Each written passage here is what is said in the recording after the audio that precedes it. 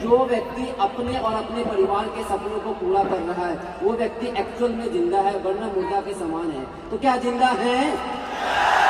IMC वाले जिंदा ही रहते हैं, क्योंकि आईएमसी वाले अपने और अपने परिवार के सपने को पूरा करते हैं। मैं प्रेम कुमार पिछले 10 साल से आईएमसी बिजनेस को सीख रहा हूँ, जी रहा हूँ। मैं और मेरी वाइफ दोनों ने मिलकर इस बिजनेस को करना शुरू किया। आज ये मुकाम, आज ये मान सम्मान जो मिल रहा है, बहुत से लोगों को लगता है यार इतना मान सम्मान इतनी आसानी से मिल गया। कोई भी चीज आसानी से नहीं मिलती, उसके पीछे कुछ ना कुछ मेहनत होती है, कुछ ना कुछ कठिनाइयाँ होती है, कुछ ना कुछ दिक्कतें तकलीफें होती हैं, उसके बाद ही कोई चीज मिलता है।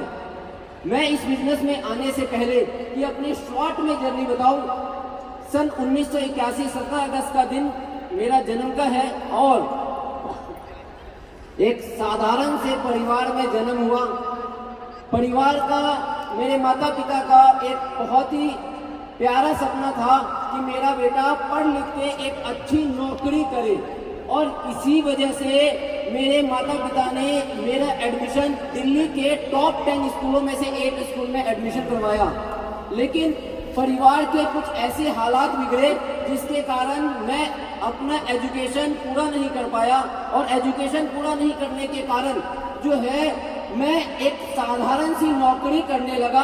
और साधारण सी नौकरी जो जिंदगी में सबसे पहले नौकरी शुरू की, दिल्ली के अंदर विष्णु गार्डन, सुभाष नगर के अंदर एक विष्णु गार्डन जगह है, वहाँ पे 1100 रुपए की मैंने पहली नौकरी की। और उस नौकरी को करते करते जो है धीरे धीरे मैंने side by side computer education लिया, और कंप्यूटर एजुकेशन लिया तो उसके बाद जो है मैंने एक दूसरी नौकरी ज्वाइन किया। उस नौकरी के अंदर जो है मुझे 3,500 रुपए की सैलरी मिला करती थी, और वहीं पे मैंने बिजनेस को, वहाँ पे जो काम होता था उसको सीखा, और उस सीखने के साथ साथ मैंने अपने काम को वापस से कुछ दिनों के बाद नौकरी छोड़ के अपना बिजनेस करना शुरू किया। और जब बिजनेस करना शुरू किया तो हिंदुस्तान के अंदर जब लड़का कमाने लगता है और लड़की बालिग हो जाती है तो माँ बाप की जिम्मेदारी हो जाती है कि बच्चों की शादी कर दे। तो उसी बीच जो है मेरे पास भी बहुत सारे रिश्ते आने लगे। परिवार के लोगों ने कहना शुरू कर दिया, मेरे माता पिता को बोलना शुरू कर दिया कि लड़का अच्छा कमाता है, लड़की की शादी कर दो। और रिश्ते बहुत सारे हैं, लेकिन फाइनली जो है मुझे एक लड़की पसंद आई, और वो लड़की कोई और नहीं, कविता। जो है कविता से प्रेम की कहानी बन गई और शादी हुआ। जब मेरे ससुराल वालों ने जब मेरी शादी की थी तो ये सोच के किया था कि लड़का बिजनेसमैन है, क्योंकि उस टाइम बिजनेस किया करता था। लेकिन मेरे ससुराल वालों को ये पता नहीं था कि लड़का बिजनेस बंद कर चुका है, ये सिर्फ बिजनेस दिखलाने के लिए है। कुछ समय के बाद जब पता चला कि लड़के की जो शादी की है ऐसी जगह की है कि लड़का तो कुछ करता नहीं है, लेकिन धीरे धीरे अपने परिवार को चलाने के लिए कुछ ना कुछ करना था। धीरे धीरे वापस से मैंने एक दूसरी नौकरी की। नौकरी करने के बाद जो है घर वैसे ही जैसे तैसे चल रहा था। लेकिन 2007 के अंदर 2006 में शादी हुई, और 2007 में मेरा बड़े वाला बेटे का जन्म हुआ। और 2007 में ही गलती से, कहते हैं ना कुछ चीजें गलती से मिलती है, गलती से मेरी मुलाकात मेरे ग्रेट अपलाइन, मैं उनको कभी भी भगवान नहीं कहता, मैं उनको कभी भी गॉड नहीं कहता, अल्लाह खुदा नहीं कहता, क्योंकि ऊपर वाले ने इंसान को बनाया है और इंसान को जो है एक गुरु दिया है। और वो गुरु मेरी जिंदगी में 2007 में आए, मेरे great upline mister Satyan Bhatia ji. उन्होंने आईएमसी बिजनेस के बारे में बताया। आईएमसी बिजनेस मैंने करना शुरू किया, और आईएमसी बिजनेस को ज्यादा दिन नहीं, मुश्किल से 3 से 4 महीने मैंने बिजनेस को किया।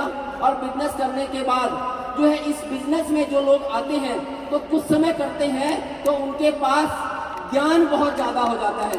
मैंने भी 3-4 महीने में ही ज्ञान बहुत ज्यादा अर्जित कर लिया, और उस ज्ञान की वजह से आईएमसी को छोड़ दिया। और आईएमसी को छोड़ने के बाद मैंने कुछ इधर उधर की कंपनियां करने लगी। जो आज की डेट में जो बहुत सारी कंपनियां चल रही है ना इधर उधर वाली, ये कॉइन वो कॉइन, ये ऐड वो ऐड, ये सारी चीजें ना पुरानी है। ये पुराने चीजों को रीमॉडलिंग करके लाया गया है। तो उस टाइम में वो सारी कंपनियां की धीरे धीरे धीरे धीरे इतने गड्ढे में गिरता गया, इतने गड्ढे में गिरता गया जिसका कोई जवाब नहीं। एक ऐसा भी दिन आया कि मेरे को अपने बच्चों का नाम स्कूल से कटवाना पड़ गया, सिर्फ एक कारण की फीस नहीं देने की वजह से। तो नाम कट गया। जैसे तैसे करके अपने घर का गुजारा कर रहा था। उसी बीच सन 2012 का इंतजार आने लगा, और इंतजार 2012 का इसलिए आने लगा क्योंकि मेरे फादर सेंट्रल गवर्नमेंट जॉब किया करते थे, उनकी रिटायरमेंट आने वाली थी। मैंने सोचा कि रिटायरमेंट होगा, जो पैसा मिलेगा उस पैसे से मैं अपना एक छोटा मोटा व्यवसाय करूंगा अपने गांव में जाके। लेकिन पता नहीं ऊपर वाले को क्या मंजूर था कि सत्यम जी से फिर से 2012 में मुलाकात हो गई।